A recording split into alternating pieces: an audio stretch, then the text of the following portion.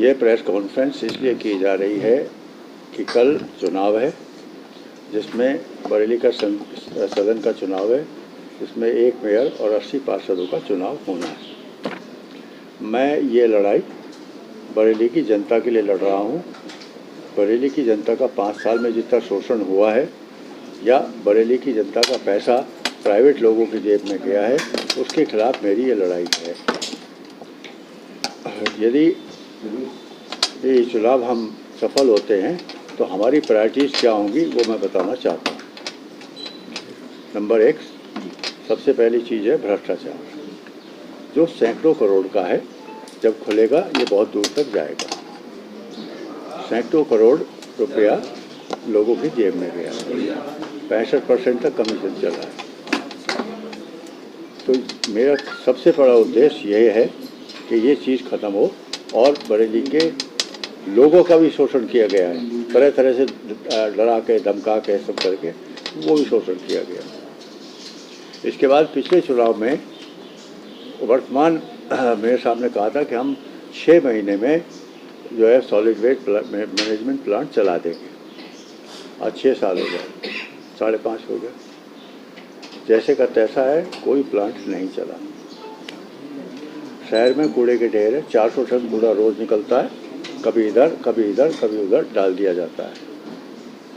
तो कूड़े का प्रबंधन के लिए हमारा ये वादा है कि हम अगले 6 महीने में चला देंगे। हमने पिछले कार्यकाल में भी 6 महीने के अंदर सॉलिड वेस्ट मैनेजमेंट प्लांट चला दिया था।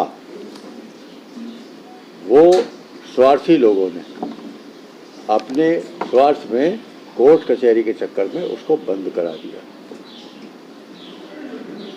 उनका कहना ये था कि साहब हमारे वहाँ पर यूनिवर्सिटी है। तो भाई एक बात मुझे बताइए, जब आप वहाँ ज़मीन खरीद रहे थे, आपको मालूम था ये निगम की ज़मीन है, इसमें कूड़ा पड़ा है, इसमें मृतक जानवर आते हैं, उनकी खाल उतारी जाती है, पेड़ पर वह गिद्ध बैठे रहते, तब आपने वहाँ ज़मीन खरीदी। क्यों खरीदी? क्योंकि वो ज़मीन कोई खरीदने वाला नहीं था, कौड़ियों वो खरीदी, और उसके बाद आपने उसको बंद कर दिया और अपना चला लिया। तो भाई आपने 15 लाख लोगों को कूड़े में डाला केवल अपने स्वार्थ के लिए। तो सबसे पहले ये चलाना होगा। तीसरा पॉइंट, पेयजल योजना। पानी की कमी हर साल होती जा रही है। हमारे नगर निगम क्षेत्र में 70 ट्यूबवेल है जो रोज़ चलते हैं, और हर वर्ष 3 मीटर गहरे पानी चला जाता है। तो अगले 50 साल में क्या स्थिति होगी? भयंकर स्थिति होगी, और हमारी अगली पीढ़ी हमें माफ़ नहीं करेगी। तो इसके लिए जो एक प्लान जो बनाया हमने, वो है कि सरफेस वाटर को इस्तेमाल किया जाए। सरफेस वाटर में रामगंगा पर बैराज बन रहा है, जो शायद साल भर में 6 महीने में बनकर तैयार हो जाए। उस बैराज से पानी लिया जाएगा, क्योंकि पानी रोका जाता है, बरसात के पानी को रोका जाता है, परपजी होता है। उसमें से लिया जाएगा और उसको साफ़ करके बरेली शहर को कम से कम 50% वो वहाँ से पूर्ति करी जाएगी, ताकि पानी बच सके। आधे शहर में हमारे सीवर नहीं है, और ख़ास तौर से जो ट्रांस रेलवे लाइन है, सुभाष नगर, मणिनाथ, गणेश नगर, ये इस एरिया में सीवर लाइन नहीं है। ये प्रायोरिटी पे उधर सीवर लाइन डाली जाएगी। इसका प्लांट भी बदायूं रोड पे लगेगा, और बदायूं रोड से आगे पानी जाएगा। ये इसका प्रोजेक्ट हमने पहले बनाया था अटल योजना के तहत। अटल योजना में 40 करोड़ रुपया मिला था, जो ये हमारे टाइम पे स्वीकृत हुआ था। जो अब सीवर लाइन पड़ी है वो उस 40 करोड़ की पड़ी है, जल निगम ने डाली है। बहुत सारे हमारे क्षेत्र इसके अलावा जो गांव में हैं, उसमें भी जो है वो सीवर लाइन नहीं है। वहाँ भी कोशिश करी जाएगी कि सीवर लाइन डाली जाए। क्यों? क्योंकि भारत सरकार का एक प्रोजेक्ट है नामी गंगे योजना। नामी गंगे योजना तभी सफल हो सकती है जब उसमें जाने वाला पानी साफ हो। हमारे जिन क्षेत्रों में सीवर नहीं है, वो केवल नाले में जाता सारा पानी, नाले से होकर वो नकटिया नदी में, नकटिया नदी से जो है वो रामगंगा में, और रामगंगा फरुखाबाद में गंगा जी में मिल जाती। तो यानी सारा का सारा वेस्ट हमारा गंगा जी में भेज रहे, तो आप गंगा जी की सफाई कर लीजिए, जो पीछे से पानी आ रहा है उसकी सफाई मत करिए, वो नहीं हो सकता। तो यदि नमामि गंगे योजना को सफल बनाना है तो उत्तर प्रदेश के सारे शहर और कस्बे का पानी साफ करके आपको डालना होगा। तो हमारा सीवर ट्रीटमेंट प्लांट ये हमारे लगवाने। चीज़ आजकल बहुत कॉमन है, सारा शहर खुदा हुआ है, सारा शहर खुदा हुआ है, जिधर भी जाइए वहाँ खुदा ही खुदा है, खुदा ही खुदा है।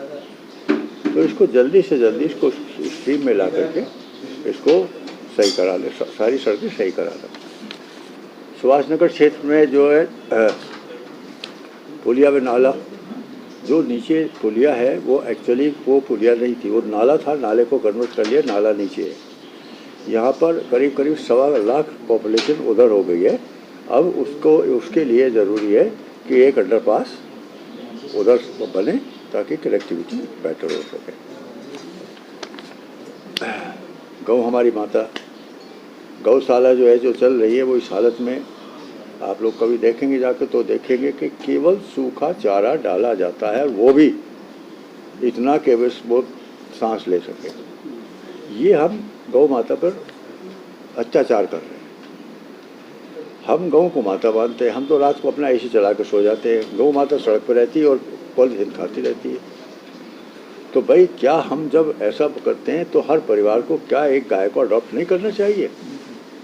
हम सबसे भीख मांगेंगे, सबसे रिक्वेस्ट करेंगे और पीपी मोड पर कम से कम गौशालों का ऐसा करेंगे कि गौ माता वाकई में गौ माता दिखे, सड़क पर पॉलीथीन खाती हुई ना मिले। ये हमारी योजना है।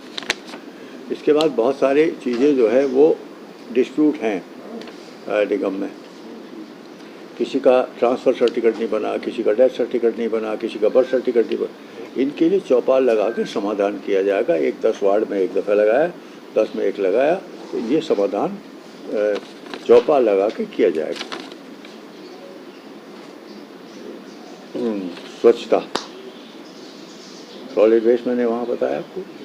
स्वच्छता उत्सव एक हम जो है हर 3 महीने में या 4 महीने में 3 दिन या 4 दिन का एक स्वच्छता उत्सव मनाएंगे और उसमें कम्पिटिटिव होगा हर वार्ड का, और जो बेस्ट वार्ड आएगा उसको एक्स्ट्रा फंड दिया जाएगा। वहाँ इनाम नहीं दिया जाएगा, वो काम में लगेगा, वहाँ उनके काम में लगेगा। जैसे किसी ने कहा था अभी सड़क बन जाए, कुछ और बन जाए, तो that money will be allotted for that purpose. एक जो है यहाँ पर हमारे काफ़ी कलाकार हैं जो ड्रामा वगैरह में पहले करते थे, आजकल उन्हें नहीं कहीं मिल रहा, तो एक ड्रामा थिएटर दिया जाएगा यहाँ की जनता को। जो हमारे नौजवान हैं आधे ड्रामे से ही निकल के आधे हीरो बनते हैं,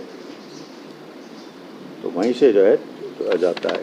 लाइब्रेरी आज अखबार और ये सब चीज़ों का धीरे धीरे कम होता जा रहा, हर व्यक्ति डिजिटल है। और मैंने तो देखा पुराने शहर में इतना बड़ा बच्चा उसके हाथ में मोबाइल है, दूसरा और वो सेल्फी और ये इसमें लगा हुआ है। तो डिजिटल लाइब्रेरी से आप दुनिया की कोई चीज़ खोल लीजिए, तो कोई किताब पढ़ लीजिए, कहीं से कर लीजिए, कोई थीसिस लिख लीजिए, कोई रिसर्च कर लीजिए। Heritage centre and wall of fame, हर शहर में कुछ ऐसी शख्सियत होती हैं जिन्होंने शहर के लिए कुछ अपना बड़ा योगदान दिया होता है, तो उसे कहते हैं वॉल ऑफ फेम। और हेरिटेज सेंटर बरेली में भी 300 साल, 400 साल, 500 साल पुरानी चीज़ें हैं, उन सबको इकट्ठा करके एक हेरिटेज सेंटर और वॉल ऑफ फेम बनाया जाए। उन वॉल ऑफ फेम पर उन व्यक्तियों के नाम जिन्होंने बरेली को बनाने में योगदान दिया है, बरेली को बेहतर करने में योगदान दिया, उनका वो लगाया जाएगा। स्वच्छता ज्ञान केंद्र, हर वार्ड में एक स्वच्छता ज्ञान केंद्र खोला जाएगा जो ट्रेन करेगा, लोगों को ट्रेन करेगा और मैसेज देगा कि भाई स्वच्छता के लिए आप कूड़े को घर से बाहर ना डालें। देखिए सड़क पर कूड़ा कहाँ से आता है, ऊपर से नहीं टपकता, हम अपने घर से डालते हैं।